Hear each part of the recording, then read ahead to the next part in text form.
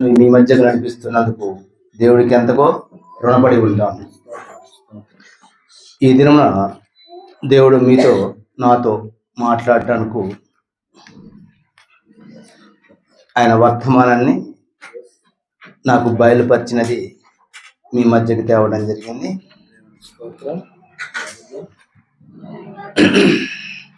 అది ఏమిటంటే, నా బోధకుల మాట నేను వినకపోతేని, నా ఉపదేశకులకు నేను చెవి యొక్కలేకపోతుంది. నా బోధకుల మాట నేను వినలేకపోతున్నాను. నా ఉపదేశకులు చెప్పే మాటలు నేను చెవిన పెట్టట్లేదు. అంటే సేవకులు మాట్లాడే ప్రతి ఒక్క మాట మనం వినాలి. ఎవరి ద్వారా దేవుడు మాట్లాడతాడు?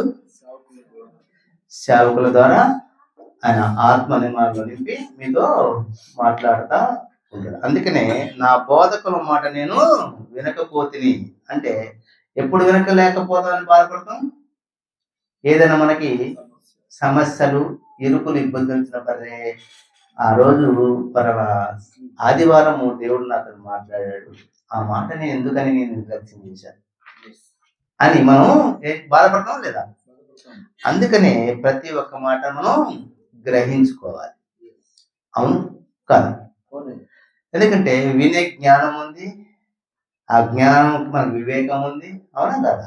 ఆలోచింపజేసే ఆలోచన ఉంది. అవును కదా?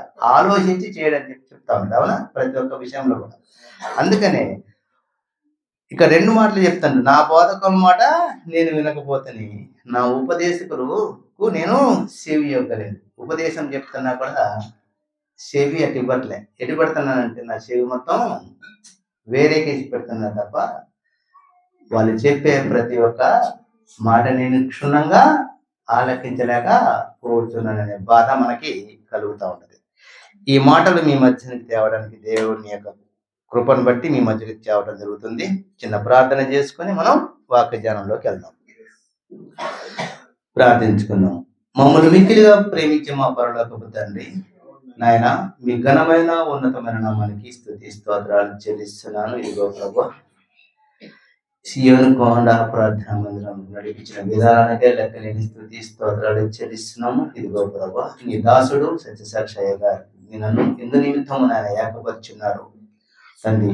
మాకైతే తెలియదు కానీ సమస్తం మీరు ఎరిగిన దేవుడు. నీ చిత్తం ఏమైందో, ఎందు నిమిత్తం ఈ మందిరానికి నన్ను నడిపిస్తున్నావు తండ్రి, మీరు జ్ఞాపకం చేయండి ప్రభువా. నీ బిడ్డలకి ఏ వర్తమానం కావాలో, నేనైతే నోటి మాంద్యము గలవాడిని ప్రభా, నా నోటికి మీరు కూరగా ఉండండి. నీ వాక్ శక్తిని నా నోట్లో ఉంచండి. నీ బిడ్డలతోనే నాతో మాట్లాడమని బతిలాడుకుంటున్నాను. నీ ఆత్మ నాలో నింపి మీరే మాట్లాడింపజేసుకొని బతిలాడుకుంటాను. నన్ను నీ శిరసట్న వరకు పరుచుకోమని, దేవుడు నన్ను నేను బహుబలంగా వాడుకోమని, దీనుడు వరుపుడు చేసి చిన్న ప్రార్థన నీ రాజ్యాలు చేర్చుకుని ప్రతిఫలం దయచేయండి. తెలుగువారాన్ని వేసే నామాన్ని పెట్టి ప్రతిలాడుకుంటున్నాం పరమ తండ్రి. చూడండి, సామెతలు 5వ అధ్యాయము 13వ వచనాన్ని మనం ఒకసారి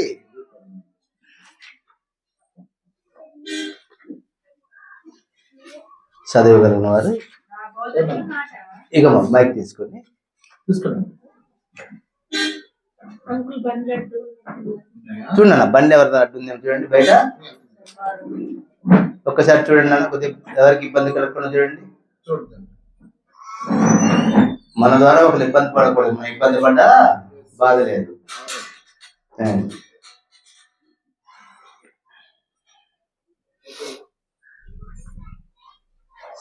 సామెతలు 5వ అధ్యాయము 13వ వచనాన్ని మనం, నా బోధకుల మాట నేను వినకపోతిని, నా ఉపదేశకులకు నేను చెవి యొక్కలేదు. ఏం చెప్తున్నాడమ్మా సొలొమోను రాజు గారు? మొత్తం ఏం వివరిస్తున్నారు? నా బోధకుల మాట నేను వినట్లేదు. బోధకులు ఏం చెప్తున్నారు? చెడిపోమని చెప్తున్నారా? మరి చనిపోయిన మాటలు మనం విందామని ఇక్కడ కూర్చున్నామా? కాదు. ఏంటి సేవకుడి ద్వారా ఒక ఆనిముత్యాలు లాంటి మాటలు దేవుడు మనకి బయలుపరుస్తా ఉన్నాడు. కానీ ఆ మాటలు మనం ఏం చేస్తున్నామంటే వినకుండా పోతున్నాం. ఎందుకంటే మనకున్న సమస్యలు, మనకున్న ఇరుకులు, ఇబ్బందుల వల్ల సమస్యల వల్లతో ఇక్కడికి వస్తాం. ఆ కూర్చునే ఒక 2 గంటలు కూడా మనం ఏంటి ఆ సమస్యల్ని మనం నవరేసుకుంటుంటున్నాం కానీ ఈ మాటని మనం వినట్లేదు. మాట విని ఆ మాటల ప్రకారం నడుచుకుంటే మనం ఎంతో దీవెనలు పొందుకుంటాం. ఏంటి అందుకనే సొలొమోను రాజుతోని మనకి ఈ మాటని వివరించాడు. మనం ప్రతి ఒక్క విషయంలో కూడా క్షుణ్ణంగా ఏమి తెలియపరుస్తున్నారు, ఏమి మాట్లాడుతున్నారు, ఏమి చెబుతున్నారని మనం గ్రహించుకోవాలి. ఏంటి అందుకనే శ్రద్ధగా మనం ప్రతి ఒక్క మాటని కూడా క్షుణ్ణంగా వినాలి, పరిశీలించాలి. దాన్ని మనం జ్ఞాపకం తెచ్చుకుంటూ దాన్ని నవరి వేస్తూ ఉండాలి. ఇది కరెక్టా కాదా, అది ఏమిటి, దేవుడు ఇది మాట్లాడాడు, ఇది నిజమేనా, నిజమైతే నేను ఈ విధంగా నడుచుకోవాలి. నేను నడుచుకున్నప్పుడు నేను దేవునికి ఇష్టడుగా ఉండి నేను ఆయనతో దీవెనను పొందుకుంటానని చెప్పేసి ఒక విశ్వాసంతో మనం ఈ మాటల్ని మనం వినాలి. ఏంటి ప్రతి ఒక్క మాటను క్షుణ్ణంగా మనం ఆలకించాలి. ఏంటి మరొక మాట చూసుకుందాం. సామెతలు, అదే సామెతలు 1:8 కూడా ఒక మాట సెలవిచ్చాడు. నా కుమారుడా నీ తండ్రి ఉపదేశము ఆలకింపుము, నీ తల్లి చెప్పు బోధను త్రోసివేయకుము. ఏమంటే అక్కడ నా కుమారుడా నీ తండ్రి ఉపదేశమును ఆలకించుము, నీ తల్లి చెప్పు బోధను త్రోసివేయకుము. ఇక్కడ మనం తల్లి ఏదన్నా మనల్ని మందలిస్తే మనం ఏం చేస్తామంటే నువ్వేదమ్మా నాకు చెప్పేది నాకు తర్వాత ఏంటి అంతా నాకు తెలుసమ్మా అని చెప్పేసి ఏం చేస్తామంటే తల్లి మాటలు మనం ధిక్కరిస్తూ ఉంటాం. తండ్రి మాటలు కూడా మనం ఏం చేస్తూ ఉంటాం, తోసివేస్తూ ఉంటాం. యేసయ్య మనకి ఏం చెప్పాడు, ప్రభువా నా మార్గంలో మీరు నడవండి, నా కట్టడలు మీరు గైకొనండి, నా మాట ప్రకారం మీరు నడుచుకున్నప్పుడు మీరు జీవించగలరని చెప్పి చదివిస్తుంది.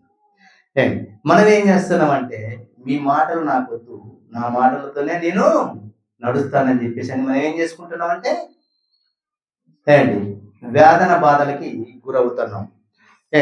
అందుకే చెప్తాడు నా కుమారుడా నీ తండ్రి ఉపదేశిస్తాడు. ఏమని ఉపదేశిస్తుందంటే మీరు మంచి మార్గంలో నడవండి, మీరు సరళమైన మార్గంలో నడవండి, నా మార్గము రహదారి అంటాడు. అవునా నా మార్గము రహదారి, దాంట్లో ఎవరు వచ్చినా కూడా ఎక్కడికి వెళ్తారు, చక్కగా నా దరికి చేరుతారు. అదే వంకర మార్గం అనుకో మనం ఏం చేస్తాం, వెతుక్కుంటావా లేదా, ఇటు పోవాలా ఇటు పోవాలా ఇటు పోవాలా అనుకుంటావా లేదా. ఒక 4 దారులు వస్తే ఏ దారిలో పోవాలో గమ్యస్థానానికి మనకే తెలియదు. తెలుసుదమ్మా ఈ రోజులలో. ఒక సిటీకి పోయాము, ఒక మన బంధువుల ఇంటికి పోవాలా, అయ్యా ఈ మార్గంలో రమ్మని చెప్పేసి అని చెప్తారు. అక్కడ పోగానే మనకి అన్ని ఒక్కలైనా కలిపడతాయి, కానీ ఎటు పోవాలో తెలియదు. అదే ఒకటే మార్గంలో చివరికి మా ఇల్లు ఉంటుంది పలానా సీఎనం ప్రార్థన మందిరం కానీ చివరికి అనగానే ఏం చేస్తాం, చక్కగా ఈ మార్గంలో అక్కడ ఇంటికి వెళ్ళిపోతాం. అలాగే యేసయ్య మార్గం కూడా సరళమైన మార్గం, ఆ మార్గంలో మీరు రండి అని చెప్పి మనల్ని పిలుస్తూ ఉన్నాడు. అందుకే ప్రతి నా కుమారుడా నీ తండ్రి ఉపదేశంను ఆలకించాలి, ప్రతి దాన్ని కూడా ఆలకించాలా క్షుణ్ణంగా. ఇది యథార్థతేనా కాదా, ఏం చెప్తుండు, సేవకులు ఏం చెప్తున్నారు, ఈ మంచి మాటలేనా కావా, అవునా కాదా. ఈ మంచి మాటలు ఉన్నప్పుడు వాటిని ఏం చేయాలి, మనం స్వీకరించాలి. చెడు మాటలు ఏం చేయాలి, విసర్జించాలి. కానీ మంచి మాటలు ఏమో మనము పక్కన పెడుతున్నాము, చెడు మాటలు ఏంటి స్వీకరిస్తున్నాం. దానికి మనం ఏమవుతున్నాం, వేదనకి గురవుతున్నాం. ఎందుకంటే ఆలకించట్లేదు. మనం ప్రతి ఒక్కటి క్షుణ్ణంగా ఆలకించాలి. అందుకే అంటాడు మీరు ఆలకించండి, నీ ఉపదేశాన్ని మనం త్రోసివేయకూడదు. ఇదేం కాదులే రేపు పొద్దుట చూడొచ్చు అని చెప్పేసి నిర్లక్ష్యం చేసేమైతే మనం అడ్వర్టైజ్ సెల్లో వస్తూ ఉంటది, నిర్లక్ష్యానికి తప్పదు భారీ మూల్యం. అవునా? అంటే ఒక అడ్వర్టైజ్మెంట్ మనం బాగా క్యాచ్ చేస్తున్నాం కానీ దేవుని మాటలు మనం క్యాచ్ చేయట్లేదు. ఎందుకు క్యాచ్ చేయట్లేదంటే దేవుడు క్షమించే దేవుడు. అవునా? ఏ తప్పు చేసినా వచ్చి ప్రార్థన చేస్తే క్షమిస్తాడు. ఎన్నిసార్లు క్షమిస్తాడు? ఒకసారి, 2 సార్లు, 3 సార్లు. అవునా కదా? నీతిమంతుడు 7 సార్లు పడినా తిరిగి లేస్తాడని చెప్పేసి అంటాడు. అవునా? ఆ తర్వాత లెగడని అర్థమేనా? అవునా కదా? 7 మార్లు పడి లేచినా లెగుతాడు. తర్వాత ఇక లెగడని అర్థమే కదా? అంటే 7 మార్లు పడి లేచినా 8వ మారు పడిపోయింటే వాడు ఎంత నీతిపరుడైనా ఎక్కడుంటాడు? పాతాళ లోకంలో ఉంటాడు. అవునా కదా? అందుకంటే మనకు ఒక 7 సార్లు మనకి ఇస్తాడు. అవునా? రామాయణంలో వాటిలో చెప్తారు కదా, శిశుపాలుడు 100 తప్పులు చేశాడు, అది శిక్ష ఉందని చెప్పేసి అన్నాడా? అంతే లేదా? ఏంటి వాడికి మరణం వచ్చిందండి. అంటే మనకు కూడా మరి మరణం ఉందా లేదా ఆయన మాట వినకపోతే? అంటే మనం నీతిమంతులుగా ఉన్నాము, మనం పడిపోయినప్పుడుగా లేవుతాడు. చూసి ఏం చేస్తాడంటే పూర్తిగా పడవేసి ఏం చేస్తాడు? దీన స్థితిలోను మన్ని ఇంకా లెక్కలేని స్థితిలో ఉంచుతా ఉంటాడు. అందుకనే ప్రతి ఒక్క మాటను మనం ఏం చేసుకోవాలి? దాన్ని ఆలకించాలి, గైకొనాలి. అలాగే మరొక మాటను చూసుకుంది ఇదే సామెతలలో 6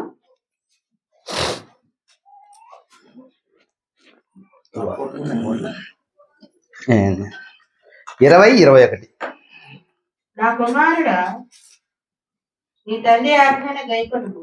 నా కుమారుడా నీ తండ్రి ఆజ్ఞను గైకొనుము, నీ తల్లి ఉపదేశమును త్రోసివేయకము. వాటిని ఎల్లప్పుడూ నీ హృదయమునందు ధరించుకొనుము, నీ మెడ చుట్టూ వాటిని కట్టుకొనుము. చూడండి ఏం చెప్తున్నాడు? నా కుమారుడా 1లో చెప్పాడు. అవునా? నా కుమారుడా నీ తండ్రి ఆజ్ఞను గైకొనుము. ఏం చెప్తాడు? ఆజ్ఞ ఇస్తాడు. మీరు ఏదైనా చేయండి నా మందిరే అని చెప్తున్నాడా? చెప్పట్లేదు. ఏం చెప్తున్నాడు? మీరు నీతిగా, యథార్థతగా పూర్ణ హృదయంతో నన్ను వెదకండి అన్నాడా? పూర్ణ హృదయం అంటే ఆ పూర్ణంలో ఏమన్నా ఉంటుందా? పరిపూర్ణంగా అంటే ఉంటుందా? దాంట్లో ఏదైనా మర్చున్నప్పుడు అంటాం దాన్ని పూర్ణంగా లేదంటాం. అవునా కదా? అంటే మనలో ఏ మచ్చడాగు లేకుండా మన హృదయం ఏ విధంగా ఉండాలా? పూర్ణ హృదయంగా ఉండాలి. నీ పూర్ణ హృదయంతో ఆయన్ని వేడుకున్నప్పుడు ఆయన మనకి అన్ని గైకుంటాడు. మన హృదయంలో మన పక్క వారి మీదే కానీ, మన అత్తగారి మీదే కానీ, మన బావగారి మీదే కానీ, మన సహోదరుల మీదే కానీ ఏదన్నా పెట్టుకొని మనం ఉంటే మన హృదయం పూర్ణంగా ఉన్నట్టేనా? మరి అలాంటప్పుడు మన కార్యం జరుగుతుందా? పూర్వకాలం ఒక కుటుంబ పెద్ద ఒక మాట చెప్తే ఆ కుటుంబంలో ఉన్న చిన్న పిల్లలందరూ ఆ మాటని స్వీకరించేవారు. ఇవాళ స్వీకరిస్తున్నారా? ఒక కుటుంబం కలిసి ఉంటుందా? ఇవాళ కుటుంబం అంటే భార్య, భర్త, 2 పిల్లలు, ఇది కుటుంబం అనుకుంటున్నారు. అవునా? ఇది కుటుంబం కాదు. కుటుంబం అంటే అన్నదమ్ములు, అక్క చెల్లెలు, బావమర్దులు, వీళ్ళందరూ ఒక కుటుంబం. ఇవాళ ఆ విధంగా ఎక్కడ ఉంది? ఒకప్పుడు మా వయసులో మా ఊర్లో ఒక కుటుంబాన్ని చూశాను అంతే. ఇవాటి వరకు ఆగా ఎక్కడ కనపడటం లేదు. ఎందుకంటే ఎవరికి వారే పెద్దలు, ఎవరికి వారే మనగాళ్ళు, ఎవరికి వారే గొప్ప. అవునా? నువ్వేంది నాకు చెప్పేది? మాకు జ్ఞానం లేదా? అదే తల్లి కడుపు నుండి వచ్చి అల్లారు ముద్దుగా పెంచి మనకి రెక్కలు వచ్చేంత వరకు పోషణ నిమిత్తం అన్ని ఇచ్చి అన్ని చెప్పిన తల్లికి మనం ఇచ్చే మాట ఏంటి? మాకు తెలుసులే, నీవేంటి మాకు చెప్పేది? మాకు తెలియదా? ఏం తెలుసు? ఏది తెలియదు. ఎందుకంటే తర్వాత దీనస్థితిలోకి వచ్చినాక అమ్మా నన్ను క్షమించు, ఆనాడు నీవు చెప్పిన మాట నేను త్రోసి వేసి తిని. అవునా కదా? అంటున్నావా లేదా? నీ మాట వినుంటే నేను ఈ చెరలో పడేవాడిని కాదు. ఎందుకంటే ఈ చుట్టుపక్కలే ఎన్నో విచిత్రాలు జరిగినాయి ఈ 2-3 నెలల్లో. ఈ నెలలో పోయిన నెలలో వాళ్ళు యవ్వన ప్రాయులు, అవునా? 22, 23 సంవత్సరాలు. వాళ్ళు చేసిన కార్యాలు ఎంతో ఘోరమైనది, దేవుని దృష్టికే గాని మనుషుల దృష్టికే గాని. అంటే అది ఎవరు? తల్లిదండ్రుల యొక్క పనేనా? చెడిపోవడానికి కారణం ఎవరు? ఫస్ట్ తల్లిదండ్రులే. ఎందుకంటే తల్లిదండ్రులు నడిపించాల్సిన మంచి మార్గంలో తల్లిదండ్రులు నడిపించలేని స్థితిలో ఉన్నప్పుడు పిల్లలు తప్పిపోవడానికి మనమే కారణం. అవునా కాదండి? ప్రేమిస్తున్నాం, ప్రేమించవచ్చు, కానీ అధికమైన ప్రేమ చూపడం వల్ల మన పిల్లల్ని మనం ఏం చేసుకుంటున్నాం? అవునా కదా? దేవుడు కూడా మనల్ని అధికంగా ప్రేమించబట్టే మనం ఇట్లా తయారయ్యాం. అవునా? ఆయన కూడా మనం అధికంగా ప్రేమిస్తాడా లేదా? నా పిల్లలు ఇంకా మారుతారు మారుతారు మారుతారు అని మనం చూపించే ప్రేమ కంటే ఆయనకి ఇంకా ఎనలేని ప్రేమ చూపిస్తున్నాం కాబట్టి మనము ఆయన మాట వినటం లేదు. అదే రోజుకు దెబ్బ కొడతా ఉంటే ఏం చెప్తాం? వెంబడే మార్గంలో నడుస్తామా లేదా? నడుస్తాం లేదండి? రోజు ఇబ్బంది వచ్చిందనుకో, వామ్మో ఈ ఇబ్బందులు నేను పడలేదు ప్రభు, నేను ఇవి వదిలేస్తా, నువ్వు చెప్పినట్టే నేను వింటున్నాను చెప్పేసి అని అంటాం. కానీ దేవుడు ఎప్పుడో ఒకసారి ఒక దెబ్బ వేస్తా ఉంటాడు. అందుకని మనం ఏం చేస్తున్నామంటే మనం మన మార్గాన్ని విడిచిపెట్టలేకుండా మనము వంకర మార్గంలో ఉన్నాం తప్ప సరళమైన మార్గంలోకి రావటం లేదు. మనం ఏ విధంగా ఉండాలా, ఏ విధంగా నడుచుకోవాలా అని ఆయన ఆజ్ఞని మనకి ఇస్తాడు. ఆయన ఆజ్ఞని ఏమిటి? నీ పొరుగు వాళ్ళది ఏది ఆశించవద్దు. మనం ఆశిస్తాం ఏమండి? ఆశించమా? ఆశిస్తాం ఏమండి? నిన్ను వల్ల నీ పొరుగు వారిని ప్రేమించమన్నాడు, మనం ప్రేమించాం ఏంటి? ఒక్కోసారి మనల్ని మనమే ప్రేమించుకోం కదా? ప్రేమించుకోండి, మనల్ని మనమే ప్రేమించుకోం. తిట్టుకుంటాం లేదా? ఎందుకు ఈ శరీరాన్ని కూడా, ఎందుకు ఈ జీవితాన్ని కూడా మనల్ని మనమే అంటే ఆ స్థితిలోకి మనల్ని మనమే నడిపించుకుంటాం. ఎందుకంటే దేవుని మాట మనం గైకొనక. ఈ కార్యం నాకు జరగలేదు అంటాం. కార్యం జరగకపోవడానికి కారణం మనమేనా కాదా? ఎందుకు జరగదు? అవునా ఏంటి? ప్రతి ఒక్క భక్తుడు కార్యాన్ని పొందుకున్నాడా? కార్యాన్ని పొందుకోలేదా? ఏంటి? గిద్యోను యుద్ధంలో గెలవడానికి ఎంతో 30,000 మంది సమకూర్చుకున్నాడు. ఏంటి? దేవుడు అంతమంది సమకూర్చుకోమని చెప్పాడా? కానీ సమకూర్చుకున్నాడు. కానీ దేవుణ్ణి అడిగాడు, నన్ను చేతగాని వాడిని నేను యుద్ధానికి పొమ్మంటున్నావు, మరి అక్కడ పోయి ఓడిపోయి నేను చచ్చిపోతానేమో, మరి నేను నాకు నిదర్శనం కావాలన్నాడు. అని ఏం చేశాడు?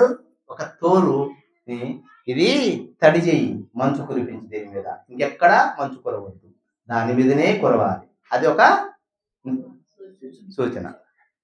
దేవుడు ఏం చేసిండు అని సరే అని చెప్పేసి అడిగాడు. ఎందుకు అడిగాడు? ఆయనకున్న భయము. అవునా? మనం కూడా ఒక భయపడితే దేవుడు నిదర్శనానికి ఇస్తాడు, కూడా ఇస్తాడు. అది కూడా చెప్తా ఏంటి? వెంబటే తడి అయింది, పిండితే నీరు వచ్చింది. ప్రభువా మరొక్కసారి అడుగుతున్నా, దీన్ని ఎండబెట్టు అన్నాడు. ఏంటి? మొత్తం మంచు కురవాలా, ఇది ఒకటి మాత్రం తడవకుండా ఉండాలని చెప్పేసి ఏం చేశాడు దేవుడు? దాన్ని పొడిగా ఉంచాడు. అప్పుడు గిద్యోను దగ్గరికి వచ్చి వెంబడే ప్రత్యక్షమైతే గిద్యోను గబగబా పోయి ఆయనకి విందు తీసుకొచ్చి పెట్టాడు. ఆ విందుని స్వీకరించి గిద్యోనుతో మాట్లాడు, ఇంతమంది వద్దు, భయపడే వాళ్ళందరినీ వెళ్ళిపోమని. అంటే అందరూ వెళ్ళిపోయారు, 10,000 మంది మిగిలారు. వీళ్ళని తీసుకుపోయి ఒక గేటి దగ్గర ఏంటి నీళ్లు తాగమని చెప్పాడు. కుక్కల్లా గతికిన వాళ్ళని ఉంచుకున్నాడు, మోకాల మీద ఉండి తాగిన వాళ్ళని వద్దన్నాడు. అంటే కుక్కలకి విశ్వాసం ఉంటుంది. అవునా? మరి మనకు కూడా ఇంత చేస్తాడు, మనకేముంది విశ్వాసం? దేవుడు ఇంతకన్నా మనకి ఇన్ని మేలు చేస్తాంటే ఆయన మీద విశ్వాసం చూస్తానవా? అందుకే మనల్ని కుక్కలతో కూడా పోల్చాడు. విశ్వాసాన్ని మనం కోల్పోతా ఉంటాం. అవునా కదా? అందుకే మనం విశ్వాసానికి పాత్రైన అబ్రహాంని జ్ఞాపకం చేసుకొని మనం ఆయన మాదిరిగా విశ్వాసాన్ని కి పాత్రలుగా ఉండాలి. అప్పుడు 350 మందితోని అమాలేకుల మీద గిద్యోనికి ఎవరు కలగజేశారు యుద్ధాన్ని? దేవుడు కలగజేశాడా? గిద్యోని చేసిండా? కత్తులు బట్టి ఆమె కొట్టుకొని చేశారా? వాళ్ళకు వాళ్ళే కొట్టుకొని చనిపోయారు. అంటే దేవుడికి అసాధ్యమైంది ఏది లేదు, కానీ ఆయన చెంత మనం రాకుండా ఆయన మీద నింద మాత్రం బహుబాగా వేయువారమై ఉన్నాము. ఆయన బిడ్డలం కదా. ఎందుకంటే మనం తిడుతున్న తల్లిని, అవునా, మన కన్నతల్లిని మనం అంటాగా, బుద్ధి లేని దాన్న, నువ్వేం పెంచినవు, నాకేం సమకూర్చును, నాకెందుకు ఇవ్వట్లేదు అంటామా? అనట్లేదా? నేను చెప్పండి, అనట్లే. ఎవరు తిట్టలేదు కదా మమ్మల్ని. ఒక్క మాట అనుకుంటే ఉంటామా? ఒక్క మాట అయినా అనుకుంటున్నాం, అంటూనే ఉంటాం కదా. ఎందుకంటే తెలిసి తెలియని జ్ఞానంలో మనం ఒక మాట గబుక్కున వదిలేస్తూ ఉంటాం. ఆయనను తల్లి ఏం చేస్తుందంటే, నా బిడ్డే కదా అన్నారు. మనం కూడా దేవుని ఎడల చేసే చిన్న చిన్న తప్పులకి మనకేం చేస్తుంది? వెడం చేస్తాడు, కొద్దిగా ఆలస్యం చేస్తాడు. అవునా? కార్యాన్ని ఏం చేస్తాడు? కొద్దిగా ఆలస్యం చేస్తాడు. ఈ ఆలస్యానికి మనం ఏం చేస్తున్నాం అంటే, అధికమైన భారాన్ని మనం ఇంకా తెచ్చుకొని ఏం చేస్తానంటే, ఇంకా దూరం అవుతున్నాం దేవునికి అని. అరే ఇది నాకు జరగట్లేదు అని చెప్పేసి మనం గ్రహించుకొని ఆయన దగ్గరికి మనం రాలేక పోవచ్చున్నాం. ప్రియ దేవుని బిడ్డలారా, మరొక మాటను చూసుకొని చూడండి. కీర్తనాకారుడు 34:11. అయ్యా 12:30. పిల్లలారా మీరు వచ్చి నా మాట వినండి. మరి వింటున్నారా దేవుని మాటలు? దేవుడు మీతో ఏం మాట్లాడుతున్నారు ఏండి? చెప్పండి, ఇంక చదవమ్మా. యెహోవా యందలి భయభక్తులు మీకు నేర్పెదను. భయభక్తులు అంటే నేర్చుకుంటున్నారా? భయం, భక్తి, అవునా? భయం ఉండాలా, భక్తి ఉండాలా? రెండు ఉండాలి. భయం ఉంటే దాంట్లో అదే భక్తి వస్తుంది. ఇంతకుముందు ఒకసారి చెప్పా ఈ వాక్యాన్ని, అవునా కదమ్మా? చెప్పారా మీ మందిరంలో? ఏండి, భయం ఉంటే భక్తి వస్తుంది, భయం లేదు భక్తి వస్తుందండి, నిర్లక్ష్యం వస్తుంది. అవునా కదా? ఫస్ట్ దేవునికి మనం భయపడాలి.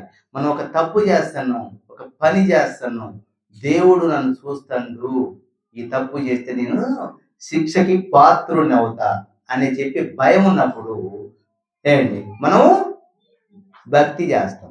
భక్తి చేసినప్పుడు ఏం చేస్తాం? ఆయన దగ్గరికి వెళ్తాం. అవునా? ఫస్ట్ మనం ఏం రావాలని కోరుకోవాలి? ఏంటి? పరిశుద్ధాత్ముడు రావాలని కోరుకోవాలి. పరిశుద్ధాత్ముడు ఏం చేస్తాడు? మనల్ని నడిపిస్తూ ఉంటాడు. దేనిలో నడిపిస్తూ ఉంటాడు? ఏంటి? దేవుని యందు భయంతోని ఆయన పాద సన్నిధానంలో మోకరిల్లా చేసే మార్గాన్ని ఇస్తూ ఉంటాడు. ఎవరు నడిపించేది? పరిశుద్ధాత్ముడినా? యేసయ్య అహరోనైనప్పుడు పోయినప్పుడు ఏం చెప్పాడు? మీ దగ్గరికి పరిశుద్ధాత్మని పంపిస్తా, ఆయన ఆదరణకర్త మిమ్మల్ని నడిపిస్తారని చెప్పాడా? చెప్పిండా లేదా? మరి ఆ పరిశుద్ధాత్మ మనం పొందుకుంటున్నామా? పొందుకుంటే మనం ఎట్లా ఉంటున్నాం? మనం పవిత్రంగా ఉంటాము, అంతే తప్ప మనం అపవిత్రులుగా ఉన్నాం. మనల్ని ఏది అడిగితే అది జరిగి తీరుతుంది. తీరటం లేదు అంటే మన నిర్లక్ష్యం, దానికే భారీ మూల్యం చెల్లిస్తున్నాం. అవునా కదా? ఎందుకంటే నిర్లక్ష్యం ప్రతి దానికి ఏదో ఒక దెబ్బ తగులుతూనే ఉంటది. ఇది చేద్దాములే అనుకుంటే, అవునా కదా, అది దాటిపోద్ది. అది దాటిపోయిన చేయగలమా? మనం చేయలేము. అప్పుడు దాని గురించి మనం పాపులాడుతూ ఉండాలి. అవునా కదా? ఆఫీసర్ 10 గంటలకు రమ్మన్నాడు, 10 గంటలకు మనం ఆఫీసర్ దగ్గర పోలేదనుకోండి, ఉంటారులే సార్ అని చెప్పేసి 10 గంటలకు పోలే, 10:15కి వెళ్ళినాం, ఆయన ఎటు వెళ్ళిపోతాడు. సాయంత్రం దాకా అక్కడ పడిగాపులు కాయాలా వద్దా? అన్నం నీళ్లు మాలేసి అక్కడే ఉంటాం. అదే ఆయన చెప్పిన వాటికి మనం పోతే మన పని జరుగుతుందా లేదా? అంటే దేవుడు చెప్పే ప్రతి ఒక్క మాటను కూడా మనం ఆలకించి ఆ మాటను మనం గాయకున్నప్పుడు మనం ఏ విధంగా ఉంటాం? లోకములో జ్యోతుల వలె వెలుగుతా ఉంటాం. ఈ కార్యం నాకు జరగలేదంటే మనం అన్ఫిట్ ఫర్ గాడ్లో మనం లేవు. అవునా కదా? ఏంటి మనం దేవుళ్ళో ఉంటే ఎందుకు జరగదు అని అంటావా లేదా? నేను దేవుని అందుందా, నాకు దేవుడి కార్యం చేస్తాడు. ఏంటి ఎందుకు మనం లేకపోతున్నాం అంటే మన నిర్లక్ష్యం. ఏంటి మనం ఆయన మాట గ్రహించుకోలేకపోతున్నాం. అవునా కదా? ఏంటి అందుకే నా మాట ఆలకించండి, నీ తల్లి ఉపదేశాన్ని గైకొనండి. మనం ఎవరి మాట వినం, సేవకులి మాట వినం, తల్లి మాట వినం, పక్కన ఎవరైనా మంచి మాట చెప్పినా వినం. అందుకే విన్నం, గ్రహించుకొని దాన్ని ఆచరించినప్పుడు దేవుడు మనకి ఏ కార్యము చేయకుండా ఉండడు. ఒకవేళ ఉంటుండంటే కొద్దిగా మనల్ని పరీక్షిస్తుండని చెప్పేసి, ఈ కార్యము జరిగించట్లేదంటే దేవుడు నన్ను పరీక్షిస్తాడు, నేను ప్రార్థనలో నేను గడపటలేకపోతున్నాను, అందువల్లే నాకు దేవుడు కొద్దిగా వెడబాటయ్యాడు. అవునా? మనం ఏం చేస్తాం? అన్నీ చేస్తే చేద్దాంలే, మేము గొప్పవారం కాదు కదా. ఎవరు గొప్పవారు లేరు దీంట్లో, అందరూ సమానులే.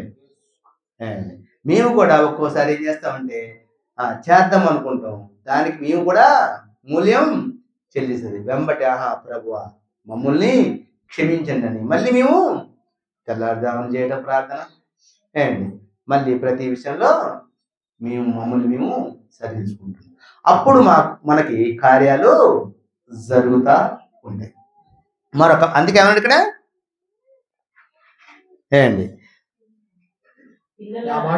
పిల్లలారా మీరు వచ్చి నా మాట వినండి.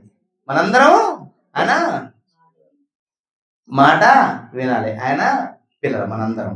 ఇప్పుడు నేను మాట్లాడుతానంటే వింటుంది కదా, నేను కూడా ఈ ఉపదేశాన్ని గైకొనాలి. అవునా? ఈ మాటను నేను కూడా శ్రద్ధగా ఆలకించాలి. ఆలకించినప్పుడు నేను కూడా ఒక మంచి మార్గంలోకి ఇంకా స్థిరపడగలను. అందుకే యెహోవా యందు భయభక్తులు మీకు నేర్పుదు. భయభక్తులు ఎట్లా నేర్పాలంటే ఈ మాటలు వినాలి. తప్పు చేయొద్దు, అబద్ధం ఆడొద్దు, మోసం చేయొద్దు, ఒకరిది ఆశించొద్దు, ఒకరికి సహాయం చేయి, ఒకరికి ప్రేమించు, ఒకరికి దాతృత్వం చూపించు. అవునా కాదా? ఇప్పుడు యేసయ్య మనకేం చూపించాడు? నిలువెల్ల ప్రేమను చూపించాడు.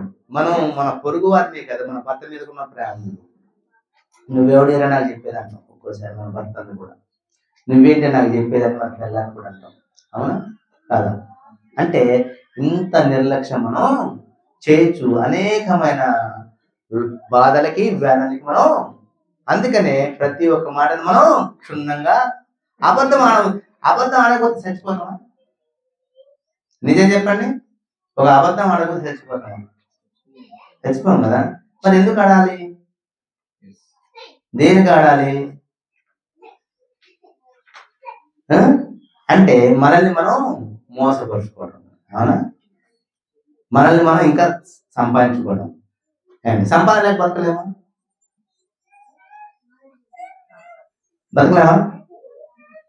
మనకు కావాల్సిన రేపు మనం బతుకుంటూ మనకే తెలవదు, చచ్చిపోతూ మనకే తెలవదు కదా. ఏం చెప్పాడు? రేపటి దినం గురించి మీరు చింతపడకూడి, ఏనాటిది ఆరాటం సమకూర్చుకోమని. కానీ ఇశ్రాయేలు జనాంగం ఏం చేసింది? రేపటి కూడా సమకూర్చుకుంటే ఏం చేశాడు దేవుడు? అవునా? పాడవ చేసాడా లేదా? దాన్ని తెలియకుండా చేసాడు లేదా? అంటే మనము ఎప్పటికో బతుకుంటామో మనకే తెలియదు. ఇంతలో కనపడి అంతలో ఆవిరైపోయి జీవితం కోసం మనం అందరి దగ్గర ఏం చేసుకుంటున్నాం? గణహీనులుగా మనల్ని మనమే. మనకెంత ఘనత ఉంది? అవునా కదా? ఘనత ఉందా లేదా? మనం ఏది అడిగితే అది ఇచ్చే దేవుడు. మనల్ని ఎట్లా ఉంచాలో ఆయనకి తెలుసు, తర్వాత. కానీ మనల్ని ఏం చేసుకుంటాను? ప్రతి ఒక్క విషయంలో తప్పిపోయి మనం ఆయనకి విరోధులుగా ఉంటున్నాం. ఇది జరగలేదంటే మనం దేవునికి మనం ఇష్టలుగా లేనట్టే. చేసుకోవాలి. ఎందుకు జరిగివు? మన తల్లి దగ్గర మనం అడుగుతున్నావా లేదా? అమ్మ నాకెందుకు కూర ఇవ్వవు, నాకెందుకు ఇల్లు కట్టి ఇవ్వవు, ఎందుకు నాకు ఉద్యోగానికి డబ్బులు ఇవ్వవు అని అడుగుతున్నావా? నీ తల్లి దగ్గర నువ్వు అడిగినప్పుడు నీ దేవుడి దగ్గర నువ్వు ఎందుకు అడగలేకపోతున్నావు అంటే మనలో ఉండే అడ్డుగోడలు ఏమిటి? ఏంటి? ఆయన ఆజ్ఞలు మనలో లేవు. ఆయన ఆజ్ఞలు ఆయన ఉంటే మనం ఏం చేస్తాం? మనం భయపడతాం. భయపడమా? భయపడి మనం ప్రతి ఒక్కదాన్ని పొందుకోగలం. భయపడితే భయం లేదంటే ఏది పొందుకోలేదు. అయ్యో నేను అబద్ధం ఆడుతున్నా, అబ్బో నేను మోసం చేస్తున్నా, ఈ 100 రూపాయలు ఏంది? ఆ వచ్చి ఆమె బాధ చెప్పుకుంది, ఆమెకు ఒక 50 రూపాయలు కూడా ఇవ్వలేకపోయినా అనే వేదన మనలో ఉన్నప్పుడు దేవుడు మనల్ని ప్రేమిస్తూ ఉంటాడు. కానీ అది ఉంటుందా మనకి? వాడు వచ్చి చచ్చిపోతాను కూడా, చచ్చిపోవాలి, వాడు మనల్ని అన్నాడా, వాడు ఇది చేశాడా, అది చేశాడు అని చెప్పేసి అంటాం. అని మనల్ని మనకి బాధ తెచ్చుకుంటున్నాం లేదా? వాళ్ళకి దేవుడు అక్కడ కార్యం చేస్తాడు, మన కార్యాన్ని తిప్పివేస్తాడు. అవును కదా? అందుకనే దేవుని యందు మనం భయభక్తులతో ఉండి మనం ప్రతి ఒక్కదాన్ని పొందలేదు అనుకుంటే మనము దేవుని బిడ్డలనే కాదు. ఇది ఎందుకు పోరాడాలా? ఏంటి? ప్రార్థనతో పోరాడేది పతనం అవుతుందా? ప్రార్థనతో పోరాడితే గడవకుండా ఉంటావా? అమ్మా, నా జీవితంలో నేను అన్ని గెలిపిపోయాను ఈ రోజు వరకు కూడా. ఎంత ఘనతగా ఉంటానంటే నేను నాకు ఏది కాదు అడుగుతా. నాకు డబ్బులు లేవు ప్రభా, మరి ఏంటి ఎట్లా అంటే ఆయనే ఏదో ఒక ద్వారా తెచ్చేస్తాడు. పిల్లలు లేవు, ఇచ్చేది. ఒక వ్యక్తి ద్వారా ఒక మాట విన్నా, నువ్వు ఇది చెయ్యి నీకు స్వస్థత వచ్చేదంటే వెంబటే విని మోకరించి ఆ గడిలను మోకరించి ప్రార్థన చేశా, స్వస్థత పొందుకున్నా. మరి ఎందుకు పొందుకో? ఎందుకు చేయవు? నేను మనిషినే కదా కదా, మీలాంటి వాడినే కదా నేను. మరి నేను పొందుకున్నప్పుడు మీరందరూ పొందుకోకపోవడం కారణం, మనందరం కూడా అన్నీ పొందుకొని ఆయన రాజ్యానికి మనం వారసులు అవ్వాలి. ఆయన రాజ్యాన్ని స్థాపించాలి. స్థాపిస్తామా? మన ఇంటికున్న చుట్టుపక్కల మొక్కలు కూడా మార్చండి. మార్పు ఎలా మార్చగలం? అమ్మా నా మందిరానికి రా, ఇది స్వస్థత జరుగుద్ది, నా మందిరానికి ఇదా. మన ప్రవర్తన చూసి మారువాడే గొప్పవాడు. ఆయన పడిపోడు. పడిపోతాడా? స్వస్థత గురించి పాకులాడేవాడు వెంబడే పడిపోతాడు. ఎందుకంటే ఆ స్వస్థత అయిపోయాక మళ్ళీ జరగలేదనుకో, ఈయనేం దేవుడయ్యా అంటారా? అంటారా? అదే వాక్యము ద్వారా కట్టబడేవాడు ఎన్నటికీ పడిపోడు. అందుకని వాక్యానికి ప్రిపేర్ ఫస్ట్ ఇవ్వాలా, మిగతాయి మొత్తం ఆయన నడిపిస్తూ ఉంటాడు. నడిపించేవాడు ఎవరు? దేవుడే. కానీ మనం వాక్యానికి లోబడట్లేదు, ఆయనకి భయపడట్లేదు. అందుకనే నా పిల్లలారా నా మాటలు వినుడి, నా యందు భయము ఉంచండి. చూడండి మరొక మాట చూడండి, ఎఫెసీ పత్రిక 6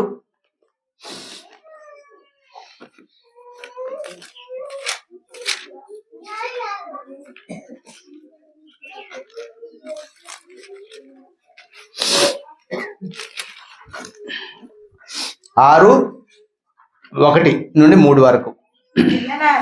పిల్లలారా ప్రభువునందు మీ తల్లిదండ్రులకు విధేయులయుండుడి. ఇది ఏమంటున్నాడు? పిల్లలారా ప్రభువునందు మీ తల్లిదండ్రులకు విధేయులయుండుడి, ఇది ధర్మమే. నీకు మేలు కలుగునట్లు నీ తండ్రిని నీ తల్లిని సన్మానింపు, అప్పుడు నీవు భూమి మీద దీర్ఘశాంతుడు అవుదువు. ఇది వాగ్దానముతో కూడిన ఆజ్ఞలలో మొదటిది. అంటే నీ పిల్లలారా నీ తల్లిదండ్రులను ఏ విధంగా సన్మానించాలమ్మా? ఒక సాల్వా దండేసి సన్మానించాలా? అదేనా సన్మానం? సన్మానించడం అంటే ఏంటి ఏమా? తల్లిదండ్రులను సన్మానించడం ఏంటి? మన ప్రవర్తన ద్వారా మన తల్లిదండ్రులకి ఒక చెడ్డ పేరు కూడా తెప్పియకపోవటమే సన్మానం. అవునా? మన యొక్క ప్రవర్తన ద్వారా మన తల్లిదండ్రులకు ఒక చెడ్డ పేరు తెప్పియకపోవటమే సన్మానం. అప్పుడు పలానా వాళ్ళ కుమారుడు రా, ఆయన తల్లిదండ్రులకి ఎంతో భయభక్తులుగా జీవిస్తాను. అదే 10 మందిలో నువ్వెవడివిరా ఖండానికి, నువ్వెవడివిరా నన్ను ఖండానికి అంటే మనం తల్లిదండ్రులు గౌరవించినట్ట, సన్మానించినట్ట? ఆ? అవునా కాదా? అంటే మనం ఏ విధంగా ఉండాలా? మన యొక్క క్రియల వల్ల మన తల్లిదండ్రులకు విలువనియ్యాలి. అవునా? ఆ విలువేయకపోతే తల్లి ఏమంటది? నా కడుపును ఎందుకు చెడగొట్టావురా అంటాం. అనమా? మరి మనమే మన పిల్లల్ని అంటే సృష్టించిన సృష్టికర్త మనల్ని మరి ఏమన్నారా? మనకి వేదన బాధలు రావా? ఆయన ఏమంటాడు? డైరెక్ట్ వచ్చి నిన్ను సృష్టిస్తే ఇది నువ్వు చేసింది అని చెప్పేసి అంటాడా? ఒకళ్ళ ద్వారా మాట్లాడుతూ ఉంటాడు. అవునా కదా? నేను ఇక్కడ నాటితే నువ్వేం ఫలం ఫలించావు? అంజూర చెట్టు దగ్గరకు వచ్చి దేవుడు ఏం చెప్పించాడు? నేను ఆకలి కొనున్నా. దేవునికి ఆకలి అవుతా? మరి ఆయన ఆకలి ఏంటి? ఫలములు. ఏంటి మనలో అన్ని మంచి గుణాలు ఉండాలి. ఆ గుణము లేదు. ఆ చెట్టులో ఒక్క ఫలం కూడా లేదు. ప్రేమ అనే ఒక్క ఫలం లేదు. ప్రేమ అనే ఒక ఫలం ఉంటే మిగతా ఫలాలన్నీ ఆటతయ్యే వస్తాయి. ఆ ప్రేమ అనే ఫలం లేదు కాబట్టి దేవుడు దాన్ని అంజూర చెట్టుని చెప్పించిండు. అవునా? అంటే మనల్ని కూడా చెప్పించి ఏం చేస్తాడు? అగ్నిలో పడవేస్తాడు. అందుకే ప్రియ దేవుని బిడ్డలారా, దేవుని ప్రతి ఒక్క మాట మనం క్షుణ్ణంగా వినాలి. అందరము సహోదరులేనా? ఆదాము నుండేనా మనందరం వచ్చాం? లేక మనంతటా మనమే ఇక్కడ మన తల్లి కంటే మనం వచ్చాము? మన తల్లి కూడా ఒకరికి కుమార్తె, ఆమె కూడా ఒకరికి కుమార్తె. అంటే మన తండ్రి ఎవరు? ఆదాము. ఏంటి? అవునా? శరీరధారుడైన తండ్రి ఆదాము, ఆత్మధారుడైన తండ్రి యేసు క్రీస్తు. అవునా కాదా? మరి మనం ఎందుకు కలిసి ఉండలేకపోతున్నాం అంటే మనలో వ్యత్యాసం, కుల వ్యత్యాసం, ధన వ్యత్యాసం. అవునా? ఈ రెండు మనలో బాగా నాటుకుపోయిన నరాల్లో. డబ్బు లేకపోతే వాడు వేస్ట్, వాడు ముష్టుడు అంటాం. అవునా? ఏంటి? నేను రెడ్డిస్, నేను కమ్మాస్ అంటాం కదా? అది మనం పెట్టుకునేనా కావా? ఇవాళ ఒక సహోదరుడు మా ఇంటికి వచ్చాడు. మాది ఈ వృత్తి కాదండి, మా అమ్మగారు అది అని చెప్పాను. కానీ మేము ఇది నేర్చుకున్నామండి వృత్తి అన్నాడు. అంటే మళ్ళీ ఆయనే అన్నాడు ఒక మాట, మనందరినీ కోస్తే అదే రక్తం అని చెప్పేసి పొద్దుటే ఉదయకాలం. అంటే అందరికి ఒకే బ్లడ్డా కాదా? అంటే బ్లడ్ ఒకే రంగు ఉంటది కానీ గ్రూపులు వేరే ఉంటాయి. అవునా కదా? అంటే మనం ఏ విధంగా ఉన్నామంటే మనల్ని మనమే వ్యతిరేకత అయిపోతాం. అవునా కదా? మన తాతలు 2 తరాలు 3 తరాలు చెప్పగలం, తర్వాత చెప్పగలమా అమ్మ? ఎవరన్నా ఇక్కడ ఉన్నవాళ్ళు నేనేనా, నాతో సహాయం చెప్పగలమా? మరి వాళ్ళు ఎక్కడి నుంచి వచ్చిందో మనకు తెలుసా? వాళ్ళు ఏ విధంగా వివాహం చేసుకుంటారో మనకు తెలుసా? అవునా? ఒక సపోజ్ వాళ్ళు 2 కులాల వారై ఒకరు ఉంటే మరి మనం ఎక్కడి నుంచి వచ్చినట్టు? అవునా? అవునా కాదా? అంటే మనం గ్రహించలేకపోతున్నాం. మనందరము ఒకే కులం. ఏంటి? మానవ కులం. ఈ మానవ కులాన్ని మనం వదిలిపెట్టేసేసి మతోన్నమాదుల కులంగా కలిసిపోయాం. అవునా కాదా? నాది నాది నాది. ఏంటి? నా కులం వాడు, నా కులం వాడు, నా కులం. 2 కులాలు నాకు తెలిసి, ఆడ మోగ. అవునా కదా? ఈ 2 కులాలే నాకు తెలిసి. నాకైతే నేను అనుకుంటాను ఈ 2 కులాలే. మరి మీకెన్ని కులాలు అయితే నాకు తెలియదు కానీ ఆడ మగ 2 కులాలే నాకు తెలిసి. అందుకే ప్రియమైన బిడ్డలారా, మనం ప్రతి ఒక్క మాటని క్షుణ్ణంగా ఆలకించాలా, ఆయన మాటల్ని మనం గైకొనాలా. ఏం చెప్పాడు? పిల్లలారా ప్రభునందు మీ తల్లిదండ్రులని విధేయులైనడి, ఇది ధర్మమే. మనం విధేయులు అవుతున్నామా? లేదు. మీకు మేలు కలిగినట్లు మీ తల్లిని మన తల్లిదండ్రులను సన్మానిస్తే దేవుణ్ణి కూడా సన్మానించగలం. మనం తల్లిదండ్రులని సన్మానించలేకపోతే దేవుని ఏ విధంగా సన్మానించగలం? సన్మానించగలమా? అవునా కదా? అంటే మనం ఫస్ట్ నేర్చుకునేది ఎక్కడ? తల్లి దగ్గరనే మనం నేర్చుకోవాలి. అవునా కదా?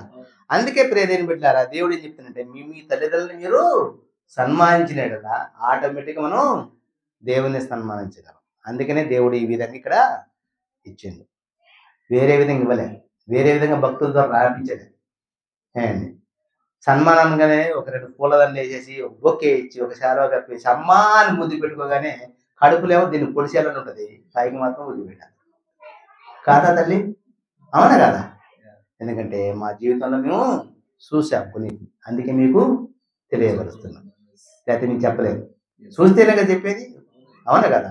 అందుకే ప్రియదేవుని బిడ్డలారా, మన తల్లిదండ్రులని మనం సన్మానించాలి. అప్పుడు నీవు భూమి మీదయు దీర్ఘాస్మతుడగుదువు. ఇది వాగ్దానంతో కూడిన అంతేగాని మనకేది లేకుండా మనం ఉంటే మనం ఏమీ చేయలేము. సరే, మరొక మాటని మనం తెలుసుకుందాం. ఒక చోటు అదే 5లో చూడండి, ఎఫెసీ 6:5 కూడా ఒక మాట తెలియదు చూడండి. దాసులారా యథార్థమైన హృదయం గలవారై భయముతోను వణుకుతోను క్రీస్తునకు వలె శరీరమై మీ యజమానులైన వారికి విధేయులై. మన ఎవరికి యజమానులం? మన యజమానులు ఎవరు? యేసయ్యేనా కాదా? ఏమండి అక్కడ? దాసులారా యథార్థమైన హృదయం గలవారై. మన హృదయం యథార్థంగా ఉందా? యథార్థంగా ఉంటుందా లేదా? అవునంటే అవును, కాదంటే కాదనగలమా? అనలేమా? అనొచ్చా? నిజం చెప్పండి. అనగల శక్తిమంతులం. కానీ దాన్ని మనం ఏం చేసుకుంటున్నాం అంటే మనం ధనాపేక్షకులోనైపోయి మనం దాన్ని వదిలేస్తాను. నువ్వు ధనాన్ని ప్రేమించుకుంటే దేవుని ప్రేమించు, నువ్వు యథార్థంగా ఉంటావు. అర్థమైందా? ధనాన్ని అందుకే యేసయ్య దగ్గరికి వచ్చి ఒక ధనవంతుడు వచ్చి ఏమంటే మత్తయి వార్తలో ఉంటుంది, ఏండి అయ్యా నేను దాన ధర్మాలు చేస్తున్నాను, ఏండి బట్టలు పంచి పెడతానా, అది పంచి పెడతానా, నీతో నడవడానికి ఇంకా నేనేమి చేయాలంటే నీ ఆస్తిని మొత్తం అమ్మేసి బీదరికి ఇచ్చాను. అయ్యా నేను ఆ పని చేయను అంటే ఏమి పెట్టుకున్నాడు ఆ వ్యక్తి? ధనం మీద పెట్టుకున్నాడు మనసు, కానీ దేవుని మీద పెట్టలేదు. ఇవన్నీ చేసింది ఎందుకంటే చుట్టుపక్కల ఉన్న వారికి ఈయన పెద్ద మంచివాడురా అని తెలియపరచు, మెప్పు కోసం చేసిండే కానీ ప్రేమతో చేసినవాడు. ప్రేమతో చేసేవాడు ఎవడికి తెలకుండా ఇంటికి పోయి ఇచ్చొస్తాడు. అవునా? అవునా కదా? నిజం చెప్పండి. మెప్పు కోసం చేసేవాడు అనుకొడతాడు, పేపర్ పొద్దుటే. అది మనకు ముఖ్యమా? ఏమన్నాడు? నీ కుడి చేతితోని ఇచ్చింది ఎడమ చేతికి కూడా తెలవదు. మనం 100 మందికి తెలియపరుస్తున్నాం. అలాంటప్పుడు మనం చేసేది గొప్పేనా? కాదు కదా? అది ఎవరికి తెలియకుండా చేసేదే గొప్ప కార్యం. అందుకే దేవుని బిడ్డలారా, మనం ఏమన్నాడు అక్కడ? యథార్థ హృదయమై గలవారై భయముతోను వణుకుతోను క్రీస్తునకు వలె. క్రీస్తు ఎవరికి భయపడ్డాడు? తండ్రికి భయపడ్డాడు లేదా? అవునా కదా? నేను కూడా నాకు శక్తులు ఉన్నాయి, నువ్వెంత తండ్రి అన్నాడా? ఎక్కడన్నా? మరి ఆయన అనలేనప్పుడు మనం ఎందుకంటాను? అంటే నీ లెక్క ఎంత అంటున్నావు దేవుణ్ణి. అవునా? మా లెక్క ఎంతే, మేము ఏదైనా చేయగలం, నువ్వు లేకపోయినా అంటున్నావు. అన్నీ కొని తెచ్చుకుంటున్నాం. అందుకే క్రీస్తు శరీర విషయమై ఏమన్నా అక్కడ? మీ యజమానులైన వారికి మన యజమాని ఎవరు? యేసయ్య. అవునా? ఆయనకి విధేయులేమని ఉంటారు, కానీ ఆయనకే విరోధంగా ఉంటాను. విరోధం అంటే దేని ఎట్లా? మనం చేసే క్రియల వల్ల. క్రియలేని విశ్వాసము మృతము. అందుకే దేవుడు నువ్వు బాప్తిసం పొందినా, నేను విశ్వాసపరాలనన్నా, నేను విశ్వాసునన్నా, నేను భక్తు పని, నేను పాటలు పాడుతున్నా, నీ ఉపదేశం చేస్తున్నా, నా ఉపదేశం అస్సలు అంటారు చూసావా? ఆ దగ్గర పోయి ఒకసారి అడగండి, ఒక 10 రూపాయలు 5,000 కూడా లేదు. వారు చూపించే ప్రేమ ఏంటి? ధనము మీద. ధనాన్ని ప్రేమించేవాడు దేవుణ్ణి ప్రేమించలేడు. దేవుణ్ణి ప్రేమించేవాడు ధనాన్ని ప్రేమించడు.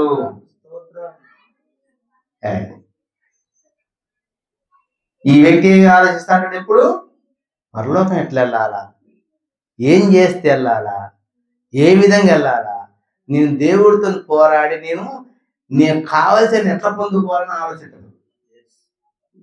విన్నవామండి దేవుని బిడ్డారా. అదే ధనం మీద వ్యామనుడు పొద్దుట్లు లేచి తలారు స్నానం 5 గంటలకి 5 గంటల 3 గంటలకు కూడా లేపుతాడు. లేచేవాళ్ళేరా పోయి ఎక్కడికి పోయి ధనం సంపాదించాలని చెప్పేసి అని బండి వేసుకుని వెళ్ళిపోతాడు. అదే ధనం మీద ఆశ్రయం ఏం చేస్తాడంటే 3 గంటలు లేచి ప్రభువా నీ పాదసంధానికి వచ్చాను, నా కార్యం సఫలపరచవా, నాకు అది జరిగించవా, నాకు ఇది జరిగించని అడుగుతాడు. అడగడా? అడుగుడు మీకు ఏమన్నాడు? మనమే అడుగుతున్నామంటే పొద్దు లేచి ధనం కోసం వెళ్ళిపోయి వాడిని విని అడుగుతున్నాం, కానీ దేవుని దగ్గర అడగట్లేదు. అందుకనే అతన్ని మత్తాసు ప్రేమలో నీ ఆస్తి మొత్తం అమ్మేసి ఇచ్చేసి నన్ను నమ్మన్నాడు. వాము ఈ ఆస్తి పోతే నేను బతకలేను, కానీ దేవుడు లేకపోతే బతుకులేదు. ప్రియ దేవుని బిడ్డ, దేవుడు లేక బతికెందుకు లేదు? మన పరలోక రాజ్యం చేయాలి. అవునా కదా? పరలోక రాజ్యం చేయాలంటే దీన్ని విసర్జించాలి. దీన్ని విసర్జించి అయ్యా బ్రదర్ నాకు ఈ కార్యం జరిగిందని చెప్పొచ్చు. వీటిని విసర్జించినప్పుడు అయ్యా నేను దేవునికి ఇష్టం రాకుండా నేను అడిగినా, నాకు ఇది జరిగించింది దేవుడు, మీరు చెప్పింది కరెక్ట్ అని చెప్పి మీరే అంటారు. నేను అనాల్సిన అవసరం లేదు. మీరే వచ్చి నిలబడి 10 మందికి ఏం చెప్తారు? సాక్ష్యాన్ని వివరిస్తారా లేదా? ఖచ్చితంగా వివరించగలరు. అందుకే అన్నాడు ఏలియా మనవంటి స్వభావం గలవాడే వర్షము కురియొద్దనగానే 3.5 సంవత్సరాలు కురవలేదు. మళ్ళీ బలిపీఠం దగ్గర పొద్దుట్టుండి 4 గంటల వరకు అన్యులు ఏం చేశారు?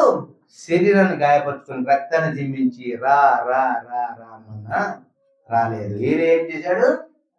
మోకరించి తండ్రి నీ మహిమను కనపరచమన్నాడు. 2 మాటలు మాట్లాడా. వెంబటే అగ్ని వచ్చి దహించి వేసింది. అదే మళ్ళీ ఏం చేశాడు? ఏలియా వర్షాన్ని కురిపించడానికి 7 మార్లు ప్రార్థన చేశాడు. మరి ఇక్కడ ఒక్కసారి కురిచింది, అవునా అగ్ని? మరి ఇక్కడ 7 సార్లు ప్రార్థించినా మరి వర్షం కురలేదంటే మళ్ళీ ఏలియాకి గర్వం వస్తుందేమని చెప్పేసి నాకు నిరీక్షణ చెప్పింది. అవునా? రాదా? నా సారంగా దేవుడు నాకు ఒక్కసారి ఈ కార్యం చేసిండు అనగానే మళ్ళీ కొత్తదా రాదా? ఆటోమేటిక్ వస్తుంది ఏ మానవుడికైనా. అందుకనే వెంబటి అక్కడ 7 సార్లు మోకరించి ప్రార్థించింది, బలంగా చేసిండు. ఎందుకు పోయి చూసినామంటాడు కొడుకు. మళ్ళీ ప్రార్థన చేసిండు, మళ్ళీ పొమ్మంటాడు. ప్రభువా ఎందుకు నన్ను పరీక్షిస్తున్నావు? ఏంటి? నీ మహిమను కనబర్చయ్యా అని చెప్పేసి, నీ ప్రజల మీద నీ జాలిని చూపించయ్యా అని చెప్పేసి మళ్ళీ ఆయన ప్రార్థించగా 7వ మారు ఇంత వచ్చింది. ఇప్పుడు ఇక్కడంతా అది ఎంత అయింది? విస్తారం అంతా యెజ్బెలు ఆహాబు పోనంత వర్షము కురిసింది. అంటే నిరీక్షణ అనేది మనకి కావాలి. అలాగే చివరిగా ఒక చూద్దాం, ఉంది కదా చివరి కదా కదా సామెతలు 3 చూడండి. 3:3 అమ్మా దయను సత్యమును ఎన్నడను నిన్ను విడిచిపోయాను. దయ వాటిని కంఠపోషణముగా ధరించుకోను. ఏం చేయాలి మనం? మన యందు మనం దయను సత్యమును, అవునా కదా? మనం ఒకరేదో దయ చూపుతున్నామా? చూపట్లే. మరి దయ చూపకపోతే మనకి కార్యాలు ఎట్లా జరుగుద్ది? ఈ లోక కార్యాలు ఓకే రైట్, మనకి ఈ లోక కార్యాలు ఈ లోక భోగభాగ్యాలు కంపల్సరీ ఉంటాయి, కానీ నిత్యరాజ్యంలోకి మనం వెళ్ళలేము. మరి దయ కనికరము ఎట్లా మనకి కంఠానికి అంటే భూషణంగా ఉండాలా, ఎదుటి వారికి మనం ఎట్లుండాలా ఆ విధంగా. పలానా అమ్మ దగ్గరికి పోతే కంపల్సరీ ఆదుకుంటుందిరా, ఆమె ఎంతో ఏమంటారు దయగలిగిన తల్లి అంటారా అంటారా మరి వాళ్ళ ఇంటికి పోతే కడుపు తీసి అన్నం పెట్టుదిరా అంట. ఆ అమ్మ మంచిగా ఉండాలంటది. ఆ అమ్మ మంచిగా ఉంటది. మనం మాత్రం ఆరిపోతా ఉంటాం. ఎందుకంటే మనలో ఉన్న ఏది మనలో అది లేదు. ఆమె దయగలి తల్లి అంటాను కానీ మనలో దయ లేదు. అంటే మనం కూడా ఎట్లా ఉండాలా? దయగలిగి ఉండాలి. అది నిర్గమకాండం ఒకసారి చూడండి 20:12.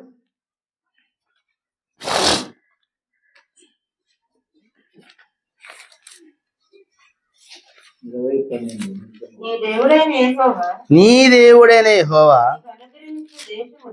నీకు అనుగ్రహించు దేశములో నీవు దీర్ఘాయుష్మంతుడు అవునట్లు నీ తండ్రిని నీ తల్లిని సన్మానించుము. ఏమంటాడు? నీ దేవుడైన యెహోవా నీకు అనుగ్రహించు దేశం. మనకి ఏ దేశం అనుగ్రహించడు?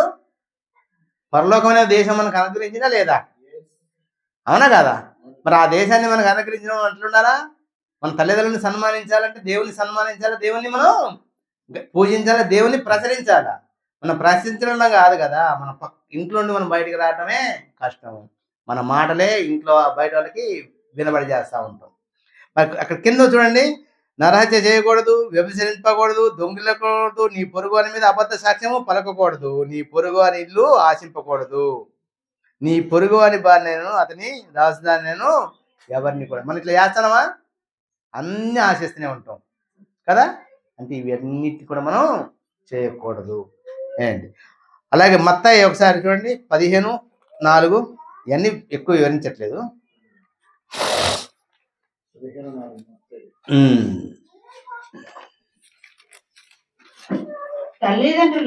తల్లిదండ్రులను గణపరచమనియు తండ్రినైనను తల్లినైనను దూషించువాడు తప్పక మరణం పొందవలని దేవుడు సెలవిస్తాడు. ఏం చేయాలి ఇప్పుడు మనం?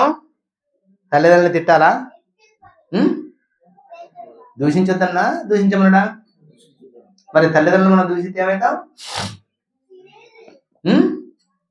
చచ్చిపోతాను చెప్పాడా లేదా? అంటే ఇది నేను చెప్తున్నా, ఆయన చెప్తున్నాడు, నేను చెప్పట్లేదు అండవు. ఏమండి ఆయన మాటలే మీకు వివరిస్తున్నా. ఇది నా అంతటా నేను చెప్పే మాట కాదు. అందుకే ఏమన్నాడు? ఏంటి తల్లిదండ్రులను గణపరచమనియు తండ్రినైనను తల్లినైనను దూషింపువాడు తప్పక మరణము పొందుతాడు. మనం దేవుణ్ణి అన్నా కూడా మనకు మరణం తప్పదు. ప్రభా నేను చేసిన పాపాలను నన్ను క్షమించడం తప్ప మనం ఏమంటున్నాం? నువ్వు ఎందుకు చేయట్లేదని చెప్పి మనం ధిక్కరించినా అది తప్పే. లాస్ట్గా అదే మత్తయి 19:19 ఒక మాట చూడండి, మూర్చుకుందాం చివరిగా. నిన్ను వలే మనం ప్రేమిస్తున్నావా? నిన్ను వలే నీ పొరుగు వారిని ప్రేమించమంటాడు. మనం ప్రేమిస్తున్నామా? ఒకరికొకరికి ఒక్కసారి ఆ ప్రశ్న వేసుకోండి. ఇది మొదటి ఆజ్ఞ, రెండో ఆజ్ఞనా?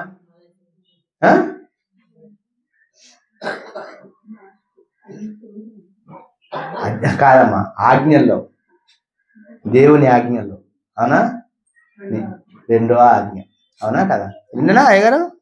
మొదటి ఆజ్ఞనా? ప్రేమించుడు, నిన్ను వల్ల నీ పొరుగు వారిని ప్రేమించడం అనేది రెండవ ఆజ్ఞ. మరి ఈ ఆజ్ఞను మనం గ్రహిస్తున్నామా? మనం మంచి మాంసం ఫ్రై చేసుకుంటాం, వాళ్ళకి నీళ్లు పూసి శారీ కదా, అది ప్రేమించలేదా? కాదా? తినమా మనం? అమ్మ విందుకి సిద్ధపరిచినట్టే మేక ఏమంటాం, ఈ పార్ట్స్ పక్కన పెట్టండి అంటాం. అవి మన కోసం సపరేట్ అంటాం. దాంట్లో ఒకటి కూడా మళ్ళీ ఎవరికి అంటే మనల్ని మనం ప్రేమించుకుంటున్నాం, ఎదురు మాత్రం ప్రేమించాం. అందుకని నిన్ను వల్ల నీ పొరుగు వారిని ప్రేమించు, ఇది రెండవ ఆజ్ఞ. దీనికంటే ముఖ్యమైన ఏ ఆజ్ఞ లేదు. అనడా లేదా? దీనికంటే ముఖ్యమైన ఆజ్ఞ ఏది లేదు. నిన్ను వల్ల నీ పొరుగు వారిని నువ్వు ప్రేమిస్తే దేవుడు నీకు దీర్ఘాయుసు ఇస్తున్నాను సెలవిస్తున్నాడు. నీ కోరిక ప్రతి ఒక్కరికి సిద్ధింపజేస్తుంటాడు. ఈ మాటలు మీ వినికిల్లో ఫలించును గాక.